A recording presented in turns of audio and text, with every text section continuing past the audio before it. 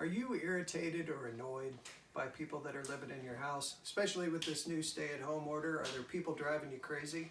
You know, I've noticed since my kids came home from college that the recliners get left open in the open position, or they get left in the open position. Who does this? How do you get in and out of these things? It's so annoying. So I come down here and all the recliners are out. And I've been trying to think, what am I going to do about this? And maybe you've got some annoying things going on in your house with the people around you and you're trying to figure out what to do. Well, here's some ideas. So first, I thought, well, maybe I could pay them back. I'll find out who's doing it, and then I could try some paybacks and do something that's annoying to them. Probably not a very good idea. Maybe I could do a video rant. Or maybe I could think up some consequences. That's what we used to do when they were littler. There were consequences to the different things, and we could do that. We've also thought about writing up contracts before. Maybe it's time for another Gilman family contract. Or I could just yell or keep reminding them or something. In the midst of trying to think of what to do about the open recliner problem, I remembered that there are two other options. And if you've got things that I would say would fit under the category of not actually that important, just irritating, I'd ask for you also to consider these last two reminders. Believe the best in one another.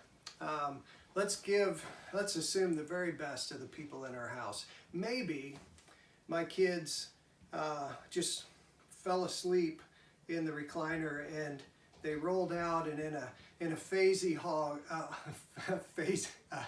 fog, they went to bed and just forgot. Maybe that was the problem. Maybe I had called for them and asked them if they'd help me with something, and they hopped up so quick and went to help me and just never came back to where they were. Let's believe the best in one another. Or maybe they actually like it like this in the open position.